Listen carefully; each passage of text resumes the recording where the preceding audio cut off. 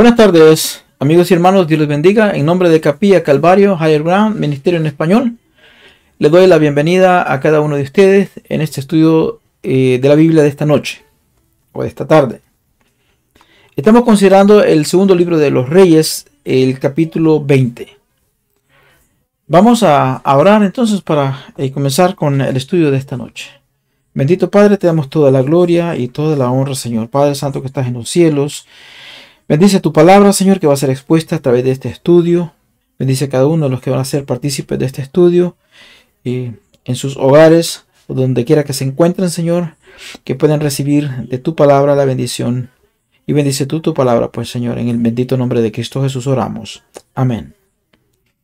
Bien, el tema para esta tarde es la sombra vuelve atrás 10 grados en el reloj de Ezequías y Dios le extiende la vida.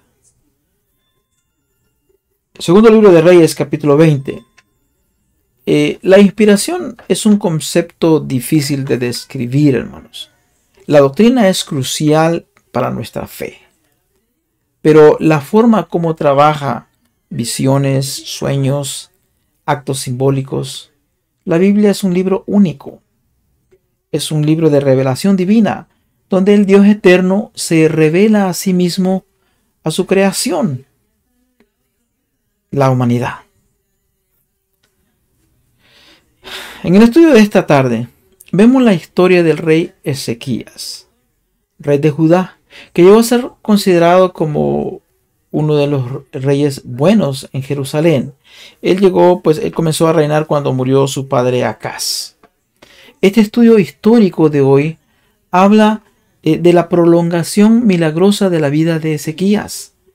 Cuando Sennacherib amenazaba a Jerusalén, Ezequías se vio aquejado por una llaga maligna.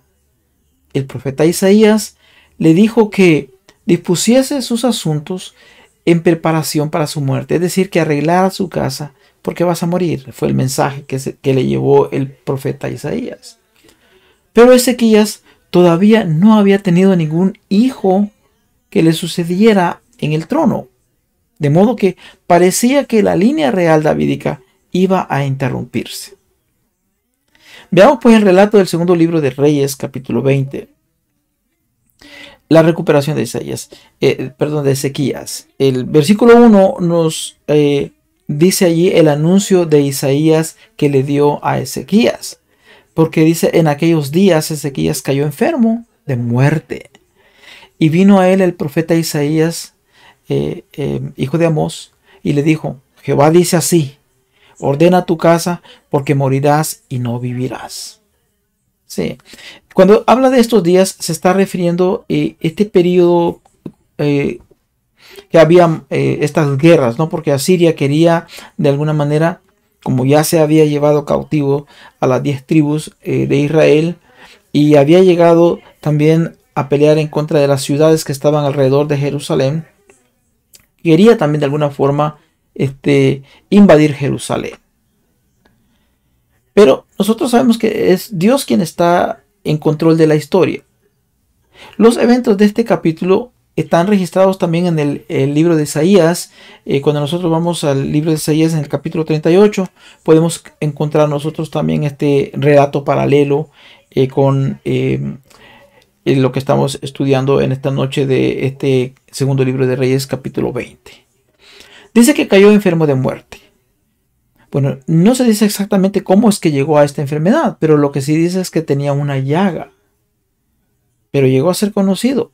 Es decir, por medio del versículo 7 menciona, ¿no?, que había una llaga o un divieso, como usted le quiera llamar, ¿no? Pero el asunto es que esto era algo de muerte. Y el mensaje es, ordena tu casa porque morirás y no vivirás. Dios fue increíblemente amable en este aspecto porque le avisa a Ezequías que su muerte estaba cerca. No todas las personas se les da el tiempo de poder ordenar su casa, ¿verdad?, antes de morir. Pero nosotros sabemos que comparando lo que dice acá con el segundo libro de Reyes, capítulo 18, nos damos cuenta que Isaías a sus 39 años se enteró que iba a morir. Estaba joven. Cuando había comenzado a reinar era de 25 años. Y dice aquí que a los 14 años de su reinado, eso dice en el versículo, en el capítulo 18, versículo 13, dice que a los 14 años de su reinado, Asiria toma las ciudades alrededor de Jerusalén. Ahora, si nosotros sumamos 25 más 14, es igual a 39, que ese es el total de años que reinó. Pero como luego se le extienden 15 años de vida, podríamos decir, si fue en su año 14, entonces más 15 son 29 años de su reinado, de acuerdo a lo que dice el capítulo 18 y versículo 2. Bueno, cuando Ezequías recibe este mensaje, prepara tu casa porque vas a morir. ¿Qué hace Ezequías? ¿Qué hace usted cuando le dan una noticia que tiene una enfermedad? Bueno, lo primero que hace usted es orar, ¿verdad? Igualmente, pues es lo que hace también Ezequías. Dice que él volvió el rostro hacia la pared. Sí, volvió el rostro hacia la pared. Esto muestra lo sincero que fue Ezequías en su oración. Dirigió su oración en privado a Dios. No se la dirigió a Isaías que estaba allí, ni a ningún hombre, sino que dice a la pared para tener esa privacidad de orar. Al volver su rostro hacia la pared y despedir a Isaías, él entra en un confinamiento solitario con Dios. Ezequías derramó su corazón delante del Señor. Tenía ese momento de intimidad. Por eso llega y le dice: Jehová, te ruego que hagas memoria. Ok, a nuestros oídos, esa expresión que dice él en la oración, en esta oración de Ezequías, podría sonar hasta un poco impío, ¿no? Estarle diciendo a Dios: te ruego que hagas memoria, ¿verdad? Porque sabemos que Dios es todopoderoso, Él es omnisapiente, Él sabe las cosas. Pero el enfoque que está teniendo aquí Ezequías es la autojustificación de sus méritos, conforme a lo que está diciendo en esta oración. Es casi como que si Ezequías estuviera orando y diciéndole: Jehová, he sido un muchacho bueno toda mi vida, tú no estás siendo justo conmigo, recuerda el buen muchacho que he sido todo este tiempo, rescátame. Bueno, lo que tenemos que tener en cuenta en esto, hermanos, es esto. Bajo el antiguo pacto, este era un principio válido para acercarse a Dios. Nosotros podemos encontrar pasajes como en Levíticos 26 y Deuteronomio 28. Esto, bajo el antiguo pacto, lo que tenía que ver con la bendición y la maldición, eran enviadas basadas ¿en qué? En la obediencia o la desobediencia. Es decir, si eran obedientes, recibían bendición. Si eran desobedientes, pues entonces recibían maldición. Pero fíjese lo que Ezequías afirma: yo he andado delante de ti en verdad. Andado. Esta es una forma metafórica de hablar, ¿verdad? Porque en sí esto se refiere a un estilo de vida. Salmos 26:3 dice: porque tu misericordia está delante de mis ojos y ando en tu verdad. Sí, es un estilo de vida, el caminar diario.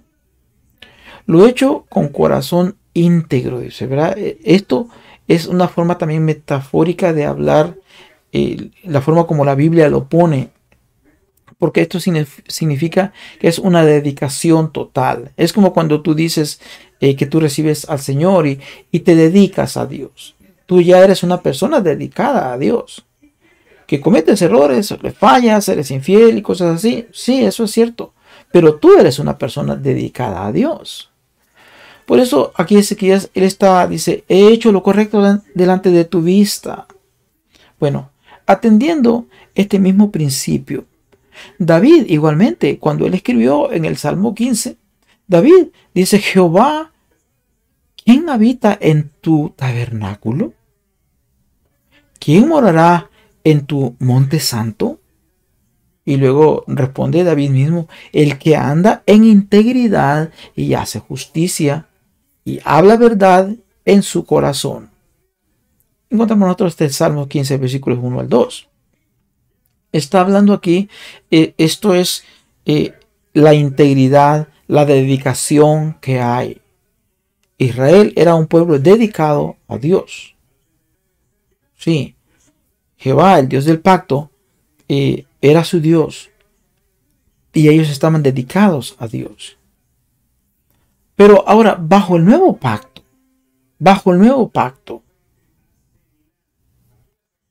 tenemos que nosotros entender las cosas de una forma diferente. Somos bendecidos por la fe en Jesús, de acuerdo a lo que nos dice Gálatas, capítulo 3, versículos 13 al 14. El principio de la oración de Ezequías no es apropiado para el cristiano de la actualidad. No, porque nosotros hoy en día oramos en el nombre de Jesús. Es lo que dice Juan 16, 23 al 24. Nosotros no oramos en el nombre de lo que nosotros somos o de lo que hemos hecho. No. Nosotros oramos en el nombre de Jesús. Nos encontramos con súplicas similares.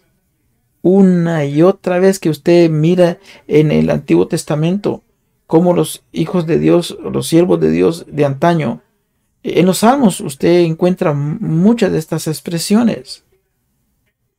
Pero no encuentra usted estas mismas expresiones en el Nuevo Testamento, que hayan orado de esa manera. No. Nosotros los que estamos bajo el nuevo pacto, oramos en el nombre de Jesús. La iglesia basa sus súplicas en la justicia de Cristo, no en nuestra justicia, no en lo que nosotros hacemos, no en lo que nosotros obedecemos. Primero a los Corintios capítulo 1 versículo 30 nos declara, dice: mas por obra suya, ¿verdad?, estáis vosotros en Cristo Jesús, el cual se hizo para nosotros sabiduría de Dios. Y luego dice: y justificación. Sí. Y no solamente justificación, sino que también santificación. Y todavía le agrega y dice: y redención. Sí, entonces somos justificados, santificados y redimidos por Cristo Jesús.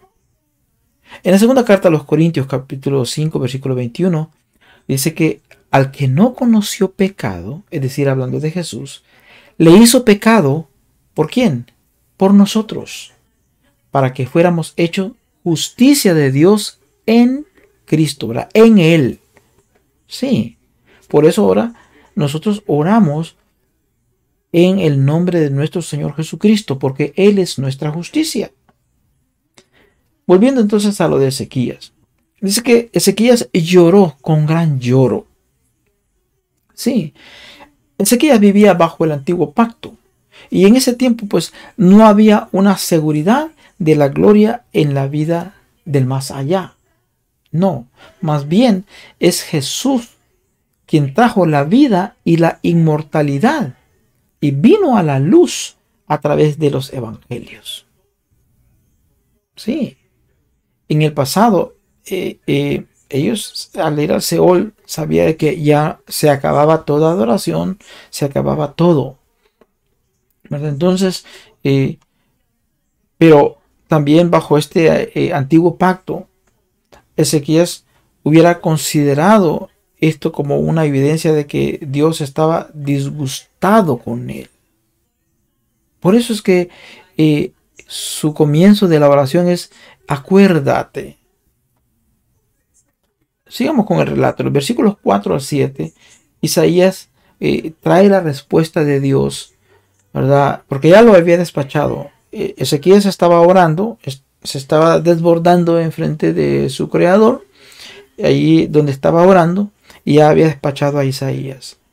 Pero le habla Dios a Isaías, e Isaías trae la respuesta de Dios a esta oración.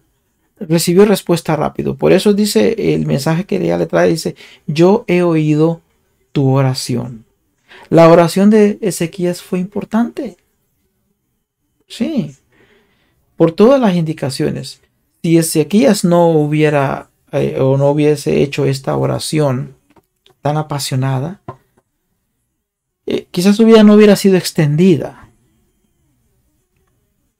Pero él buscó la ayuda de quien realmente sí puede ayudarlo, el Dios de Israel. Esta es otra demostración de este principio de que nosotros, no importa lo que sea, debemos llevarlo en oración a Dios, porque la oración sí importa. De hecho, Dios le dio dos regalos, digamos aquí a Ezequías. Primero, el regalo de la vida extendida. Segundo, le dio el regalo de saber, pues que solo le quedaban 15 años. Bueno, si él hubiera sido sabio, esto hubiera motivado a andar más recto delante de Dios, ¿verdad? Porque la experiencia nos indica que no fue tanto así. No puso tan en orden su casa, a pesar de que se le había dado la advertencia, pon en orden tu casa. Entonces, sabemos que la experiencia nos indica de que no fue totalmente así. Pero el mensaje luego le dice, ¿verdad? Y añadiría a tus días 15 años. Sí, en respuesta a esta oración, Ezequías recibe el mensaje que le van a dar 15 años más de vida. Ahora, aquí surge una pregunta, porque muchos dicen, bueno, Dios ya tenía determinado que iba a morir. ¿Probó entonces que la palabra de Dios no es fiel? ¿Por qué cambió de parecer? Bueno, no fue una expresión falsa, ni tampoco y nada así por el estilo. Primero, Ezequías en realidad sí murió, digámoslo en esta forma, ¿no? No tan pronto como Dios lo había anunciado, pero sabemos que finalmente pues murió. Pero segundo, tenemos que tener dos cosas en cuenta en esto. Cuando Dios anuncia juicio, casi siempre es una invitación para arrepentirse. Sí, y también para recibir misericordia. ¿Por qué decimos nosotros esto? Bueno, ¿recuerda usted el llamado de Jonás para ir a Nínive? Sí, el mensaje del juicio que tenía que llevar Jonás a Nínive era, usted lo mira en Jonás 3, versículo 4, dice que dentro de 40 días Nínive será destruida. Ese era el mensaje. ¿Pero qué pasó? En el mismo capítulo encontramos nosotros versículo 10 que dice que la gente se arrepintió, pero Dios vio que la gente de Nínive cómo dejaba su mala conducta y decidió hacerles no daño. Ese daño que había dicho que les iba a hacer, lo perdonó. Dios perdonó porque los de Nínive se arrepintieron. Esto nos muestra a nosotros el amor y misericordia de Dios que tiene no solamente para su pueblo, sino para la humanidad que Él creó. Porque Nínive no era en sí del pueblo escogido. Sabemos que no, eran paganos. Pero finalmente eran parte de la creación de Dios. Ahora volviendo al relato con respecto a Ezequías, dice, ampararé esta ciudad por amor a mí mismo y por amor a David mi siervo. Entonces, no solamente le extiende la vida, sino que también le asegura de que va a amparar la ciudad. Es decir, la iba a proteger de la eminencia o la eminente invasión que ya estaba por llegar. Esta promesa está de acuerdo, ¿verdad?, con las profecías anteriores, porque ¿qué es lo que había sucedido?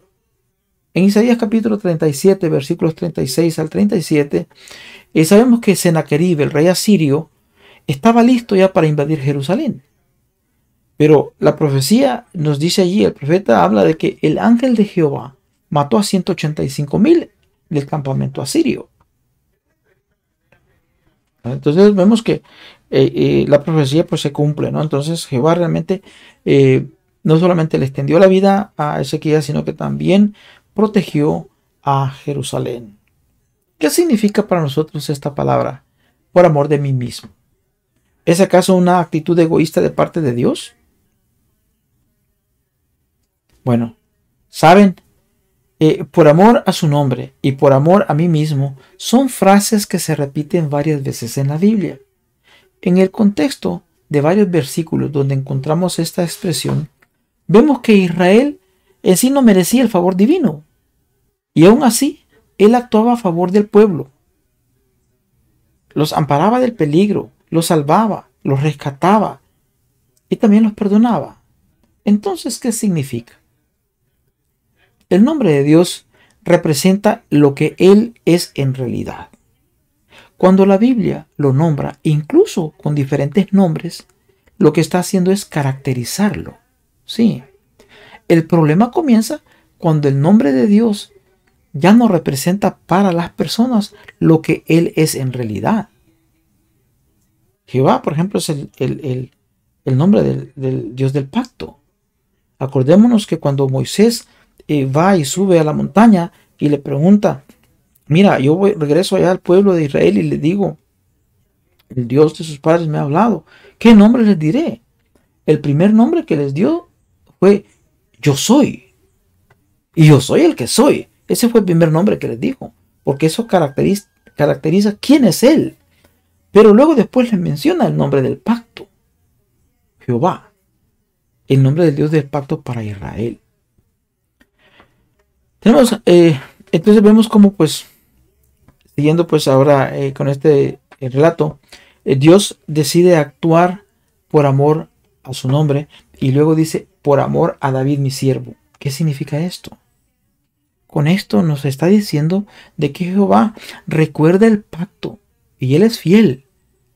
Cuando ya ha prometido algo, y esto es diferente a lo que le había dicho, por ejemplo, cuando dijo que iba a morir, era una decisión que Dios había tomado, no era un pacto, era una decisión. Por eso, debido a que tuvo misericordia, le extendió la vida.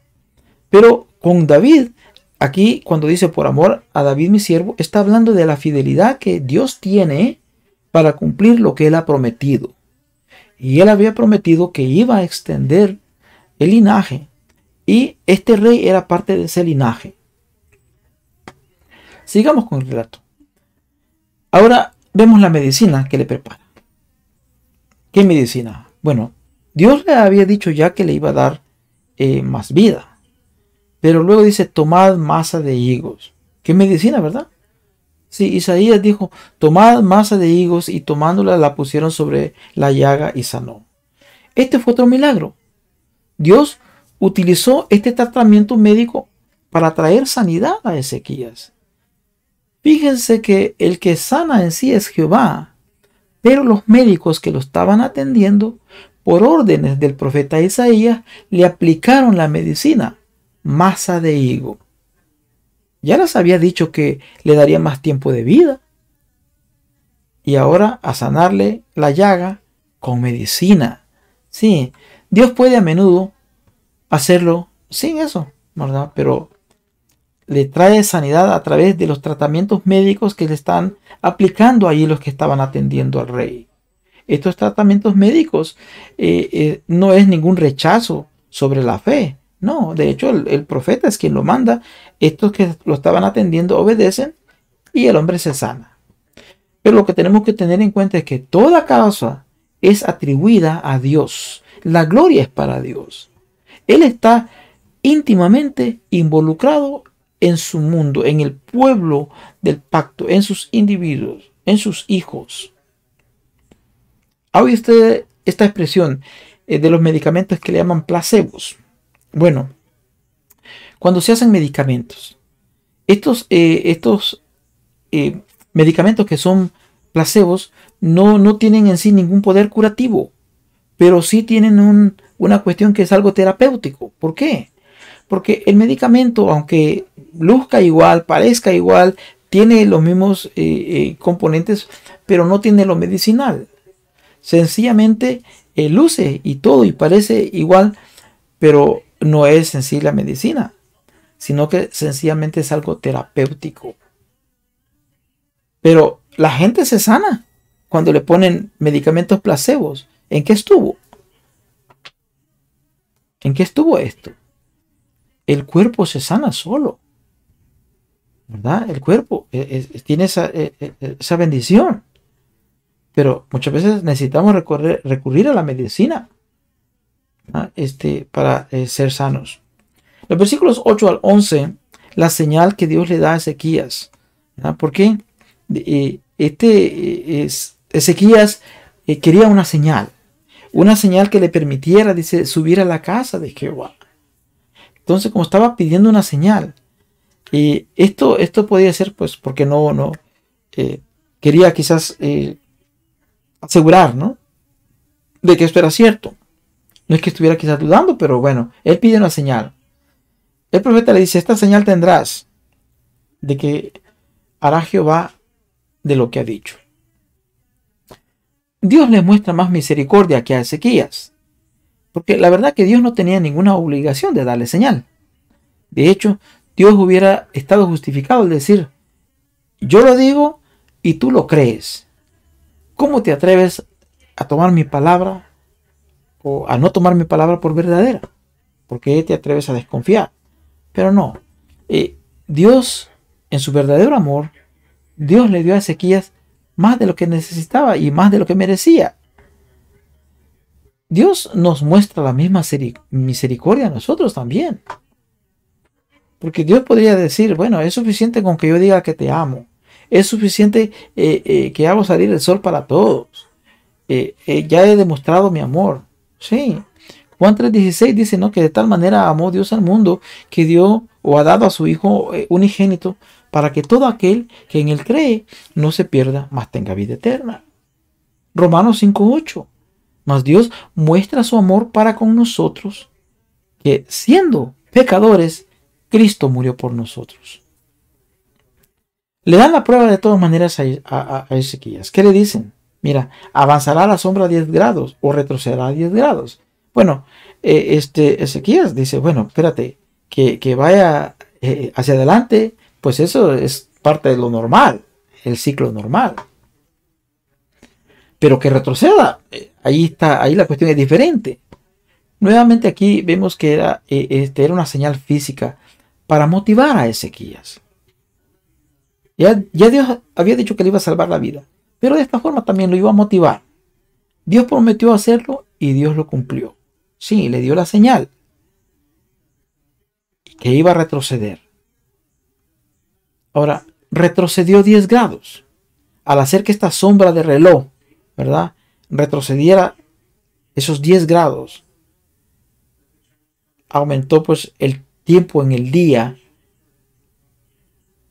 a lo mismo que también era un símbolo de que le estaba alargando tiempo también a Ezequías.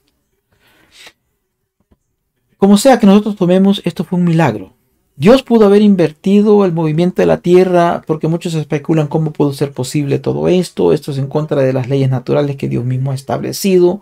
Eso es como que si usted tiene un reloj de estos relojes antiguos que tienen manecillas y tienen la manecilla para dar vuelta y tienen las agujitas, ¿verdad?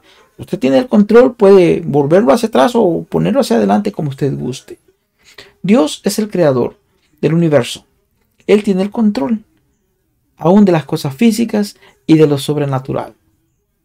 Pero nosotros no tenemos que especular porque realmente fue un milagro. Sea como sea que haya sido este fenómeno astronómico, nosotros tenemos que tener cuidado cuando hablamos de ello, de no ser dogmáticos. ¿Cómo es que exactamente Dios hizo esto? Nosotros, los que creemos en los milagros, debemos de tener cuidado de no atribuir a veces a todo lo que no entendemos a solamente algo milagroso. Porque hay cosas que Dios realmente hace, utiliza la misma naturaleza para lograr cosas sobrenaturales. Y tenemos el ejemplo, lo que pasó en Egipto cuando las 10 plagas. Él utilizó las mismas cosas naturales para traer cuestiones sobrenaturales. Dios es el que está en control. En el mundo antiguo, pues no había a veces mucho conocimiento con respecto a esas cosas, pero sabemos que Dios es el que ha estado en control todo el tiempo. Sigamos con el relato. Ahora el error de Ezequías, pero también su arrepentimiento. El registro de las Escrituras dice que Ezequías no correspondió según el beneficio que se le había hecho, porque su corazón se hizo altivo y vino a haber indignación en contra de él y contra Judá y contra Jerusalén. Dios se molestó. Es lo que nos dice segundo de Crónicas, capítulo 32, versículo 25.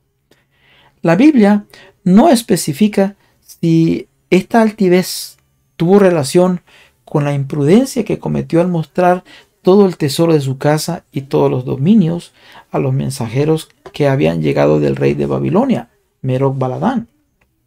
Pero posiblemente sí, por lo que le dijo el profeta. Los versículos 12 al 13, ahí Ezequías tiene una recepción con los enviados del rey de Babilonia, que le habían llevado, dice ahí, cartas y presentes, como cuando usted envía a alguien que está enfermo, ¿no?, una tarjeta y le manda un presente. Lo mismo había llegado a Ezequías, porque habían oído de que él había enfermado. En otras palabras, este era una demostración, ¿verdad? Una demostración del rey de Babilonia. Enviar cartas y un presente era un procedimiento diplomático de parte de este rey. Ahora, cuando Meroc Baladán se presenta ahí, ¿qué es lo que hace? ¿Qué es lo que hace Ezequías? Bueno, antes de mencionar qué es lo que hace él, quiero mencionar lo que el historiador Flavio Josefo, perdone, a veces se me enredan los nombres, el historiador Flavio Josefo, en su libro de Antigüedades de los Judíos, en el capítulo 10, en el capítulo 2 y el inciso 2, dice de que el propósito de la visita era asegurar que Ezequías llegara a ser un aliado en la coalición de anti-Asiria. El rey de Babilonia quería formar una alianza para estar protegidos en contra del dominio asirio. Sí, entonces era, en otras palabras, no era tanto una cuestión diplomática, no era cuestión tanto de darle que te sientas bien, ¿verdad? A Ezequías, sino más bien era una cuestión política para hacer una alianza. A lo mejor había escuchado de los 185,000 que en una sola noche habían sido derrotados, como sea, pero el asunto es que este rey tenía interés en una alianza política para tener asociación con el rey de Judá, Ezequías, para poder estar armados en contra de Asiria. Dice que Ezequías los oyó. Podemos imaginarnos qué halagador fue esto para el rey Ezequías, que llegara el rey de Babilonia, ¿no? un imperio, porque era un imperialista el individuo, los de Babilonia. Israel, pues sencillamente era una nación pequeña. Pero ¿qué hace? ¿Qué hace este rey? Sí, lo que nosotros podemos ver aquí es que, en cierta forma, a Ezequías le ganó la vanidad humana. Y en vez de darle gloria a Dios y hablarle del milagro que había recibido, de haber sido sano y de haberle extendido el tiempo de vida, le habló de sus riquezas, le mostró la casa y todos sus tesoros. Podemos imaginarnos cómo estaba Ezequías ahí engrandeciéndose. Así que todo fue para impresionar. Le mostró toda su riqueza. Toda la casa le mostró. Ahora, ¿qué es lo que sucede? Con esta futura reprensión llega el profeta Isaías nuevamente y lo reprende por la orgullosa acción de Ezequías. Porque estuvo en una situación peligrosa, ¿verdad? Porque se lo estaba mostrando a individuos que no eran adoradores de Dios, eran impíos. Este imperialista también eran malosos. En otras palabras, Ezequías falló. Una tentación común para muchos, especialmente para los que están en un ministerio, sí, es la tentación del éxito. Muchos hombres que permanecen fuertes contra las tentaciones del fracaso, contra las tentaciones de la debilidad, sabe que caen bajo la tentación del éxito y la fuerza. Y esto fue lo que le pasó a Ezequías. Se envaneció, la vanidad le ganó. Cayó bajo la tentación del éxito y la fuerza. Piense en el grado de éxito de Ezequías. Era un hombre temeroso de Dios, sí. Fue victorioso, claro que sí. Fue sanado. Había experimentado un milagro. Había visto incluso un milagro sorprendente de que retrocediera 10 grados la luz del sol en su reloj. Fue rico. Fue famoso. Fue alabado y honrado. Hasta honrado por Dios mismo. Sin embargo, pecó grandemente después de este gran regalo de 15 años que le habían dado. Podría decirse que Ezequías pecó por lo menos en 5 diferentes cosas. En orgullo, porque se sintió muy orgulloso por los honores que le rindieron los de Babilonia. Y se me están, ¿verdad?, reconociendo. Luego la ingratitud, porque tomó el honor para sí mismo en vez de darle la gloria a Dios. Abusó de estos regalos que le habían dado, según dice el segundo libro de Crónicas 32, 25 al 26. Tuvo esa confianza carnal. Confió en la asociación que podía tener con el rey de Babilonia. Y la oportunidad perdida de haber glorificado, de haber dado testimonio de lo que uno recibe. Cuando uno recibe ayuda de parte de Dios, cuando tú recibes sanación, cuando tú recibes un milagro en tu vida, ¿lo callas? No, no debe de ser así. Tienes que darle la gloria a Dios. Tienes que hacerlo saber a otros. Pero él, ¿qué hizo? Se glorificó a sí mismo. ¿Cuáles fueron los resultados? Versículos 14 al 18. ¿Verdad? Cuando llega Isaías y le dice, no, ¿qué dijeron aquellos varones y a dónde vinieron a ti? Él como que si fuera un niñito le cuenta y dice, vieron todo lo que había en mi casa. Nada quedó de mis tesoros que ellos no vieran. O sea, se sentía todavía con ese orgullo, ¿verdad? Se sintió él con ese orgullo. ¿Y qué le dice el profeta? Todo lo que está en tu casa será llevado a Babilonia. Sí, el orgullo de Ezequías, ¿verdad? Ese ego inflado parece haberlo cegado. Pero el profeta llega y lo baja de esa nube, ¿no? Ezequías pensó que esta muestra de riquezas impresionaría a los babilonios, pero estaba cometiendo un error. Por eso le dice el profeta, un día los reyes de Babilonia vendrán y se llevarán todo. Y esto se cumplió, hermanos. Esto se cumplió. El segundo libro de los Reyes, capítulo 24, 10 al 13, y el segundo de Reyes, y hasta el 25, versículos hasta el 17. Sí, esto fue cuando bajo Nabucodonosor de Babilonia llega e invade Judá, lleva todas las cosas del templo, se lleva a los jóvenes también cautivos para Babilonia. Así es que también fue profetizado porque le dijo, y de tus hijos tomarán y serán eunucos en el palacio del rey de Babilonia. No solamente te van a robar todas las cosas de tus tesoros, sino que también hasta tus hijos. Y eso fue cierto. Se cumplió en Daniel 1 al 4. Encontramos ahí nosotros el relato cómo varios de los príncipes, entre estos Daniel, fueron llevados cautivos allá a Babilonia. Lo que habla ahí también dice, serán eunucos. La Biblia no confirma más adelante si realmente eso pasó con Daniel, pero fue profetizado, a lo mejor sí. Y en los últimos versículos, hermanos, para concluir el estudio de esta noche, los versículos 19 al 21, nos habla allí la curiosa reacción de Ezequías. Después de que se había dado, él dijo, bueno, la palabra de Jehová que has hablado es buena. Sí, no quiso contradecirla.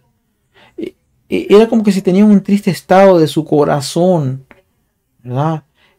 Como queriendo decir, bueno, finalmente esto no va a pasar en mis días, ¿no? Allá mis nietos o mis bisnietos, hay que se las arreglen en su tiempo. Pero en sí eso no era correcto de parte de este rey, ¿verdad? Entonces, lo que sí vemos nosotros que sí hizo, pues, como sea, hizo obras buenas para Jerusalén.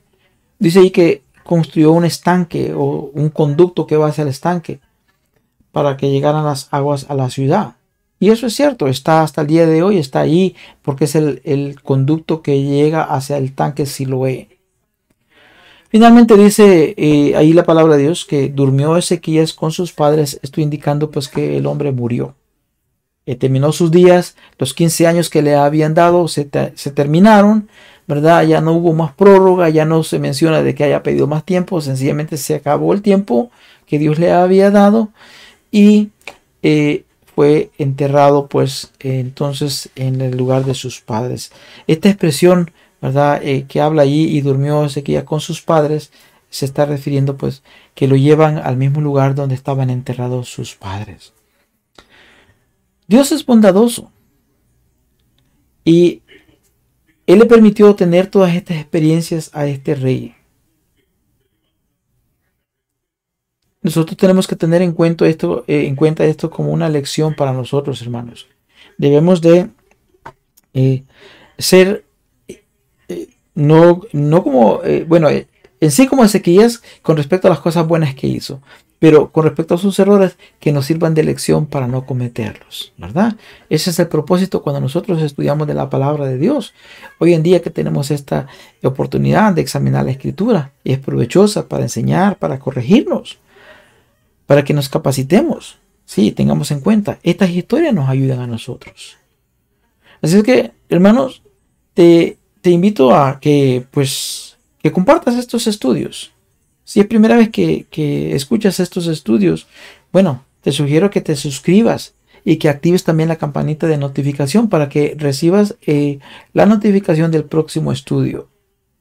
Compártelos, sé parte de este ministerio de los estudios bíblicos de la sana doctrina. Si tienes preguntas, puedes hacerlas en línea o puedes mandarme un correo y yo gustosamente regresaré con la respuesta. Es todo por esta noche, hermanos. Que Dios les bendiga. Que tengan una noche de mucha bendición.